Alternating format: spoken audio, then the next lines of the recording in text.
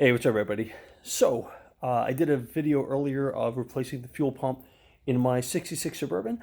I am now going to do a quick video on replacing the fuel filter, but in my 64 Impala. All right, so couldn't do this without my trusty sidekick right here. My good old tripod. And there goes the Chariot right there. Let's take a look at this bad boy. So actually, I did the majority of this car by myself.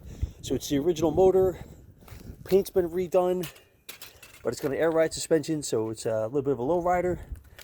And the interior, I did all by myself. So let's do it this way. And I'll give you guys a ride in this bad boy. Virtually for now, but eventually I'll get you all in here. So anyway, here's what we're going to replace. We're going to replace this little fuel filter right here with this plastic one. And the reason why I'm going to replace it is that this fuel filter is made of glass. While glass is pretty resistant to corrosion and the like, the problem is it could crack. And if it cracks, I'll get glass everywhere. Gas and glass, sorry. Where with the plastic, while yes, it is, it resists corrosion not as much as glass does, it's a bit more forgiving. So if something should flex, the plastic is going to flex along with it versus actually breaking like it does with the gas. Or I'm sorry, with the glass. I keep stuttering. All right, so before I start, I'm going to share with you this nifty little fender cover that you get. So they used to put these on the cars back in the day so you didn't scratch the paint, because again, like people run up on the car, you're rolling over it, you just don't want to scratch up obviously a customer's paint. I actually found that at a garage sale. People didn't know what it was, so I picked it up for $2, but they usually go for about $60 because they don't really make them like this, like back in the day. Anyway, so here I am. I'm going to open up my little socket set that I have here. And one thing to note as well is that I did not put, I didn't turn the car on, which means that right now there is no gas in this fuel line.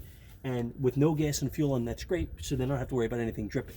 And the car's been off for about a week now. So it's going to be, as my dad would say, bone dry. You're going to find the right socket now. Kind of like a little Easter egg kind of got going here. Go. Got on my second try. Take out my ratchet. This is a 1/4 inch ratchet. I'm going to set it to off, meaning to take it off, and then just very simply put it on and start to unscrew. Now you see like how my hand is hit right here? I could go in with an extension, which makes it a little bit taller, and now it doesn't hit. You just unscrew it. So take off the bottom one, or at least loosen up. You have to take it off. Just loosen up, make sure you can get it below the line, which is great. We're going to do the top one as well.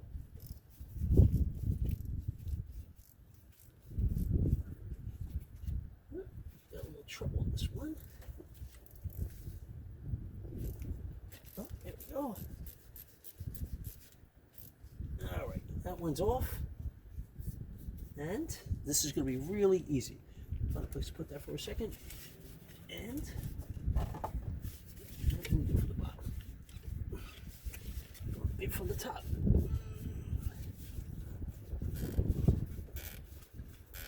Twist. I see the metal is somewhat hardened around the hose. There we go. Little by little. There. Boom. That's one off. And this one, all right, have to use a screwdriver to help pry it off. Be right back. All right, so back with a flathead screwdriver.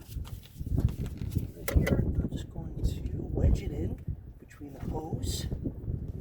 Let's see if that'll work it a little bit for me. There we go. That's all I need, just a little bit of persuasion. All right. And then, voila. Not a drip of gas, because again, the car's been off for at least a week. And because this is a mechanical fuel pump, the only way the gas gets pushed up in there is when the engine's on. All right, so now this is pretty simple. We're going to know where it's coming in and going out. So normally there's a little indicator. Awesome. You may not be able to see it. Let's see if I can get in front of you guys. That's hard to tell. I'll get a picture of it for you. but there's a small little arrow indicator, a nice little icon, special shout out to Lee, that tells me which way the fuel's got to go. So I'm just going to slide this in and get it snug. Voila. And then take this one and do the same up here, and boom, everything is in place, which is great. I'm going to slide my serpentine back up to here, and it's a little tight there. That's right. And now I'm going to go back to my ratchet. Where did I put that? That teeth did bite me. Turn this to on. Lower it down just a smudge. Get it aligned and tighten. So when I was a little boy, I remember seeing my dad do this stuff all the time, including my grandfather and everybody else. Guess it must run in the family. But regardless, here we go. So you don't want to put it on too tight because obviously it's plastic, you don't want to crack it, but you don't want it too loose and it'll leak. So I just make it where I give a little touch and then I put a little pepper on it. Or a little slightly more a tighter twist. And do the same here. Tighten this down until it's snug. You can see I'm starting to slow down a little bit as it gets tighter. Give a little push. And then another touch down here. And it's good. Oh, actually a little more. There we go. Awesome.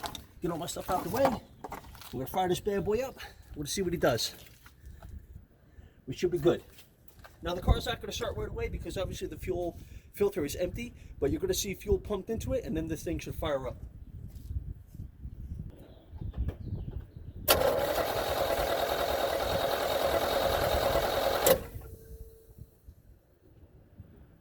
All right, perfectly normal because again, there's no fuel in it. But now I see there's some gas in here, which is perfect. That means this boy's going to fire up this next time around.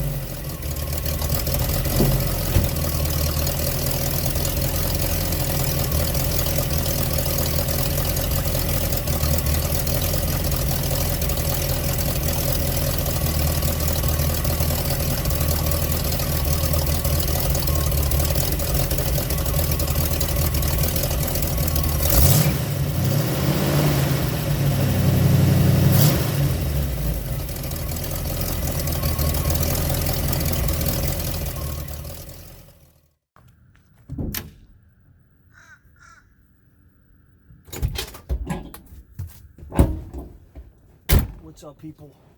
This is the 6.4. I'm looking forward to taking you guys on a virtual tour and the ride. Hopefully, once this virus thing goes down, all of you can join me. I'm going to lower him down a little bit. And I'm going to fire him up.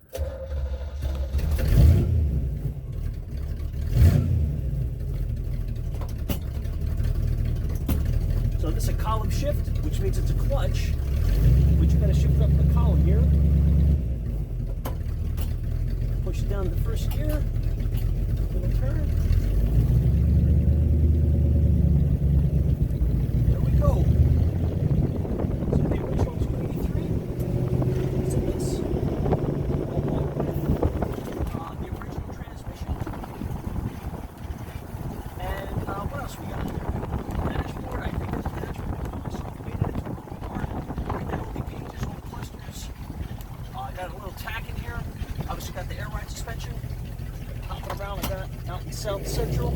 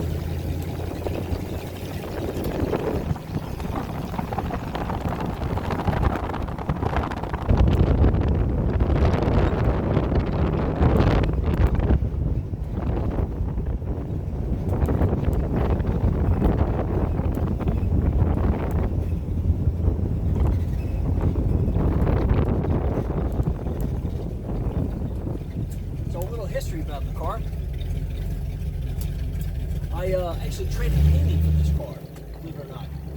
Years ago, there was a woman that was just looking to sell this and didn't look at the condition it's in now. But, you know, I saw the potential. But then I had $2,000.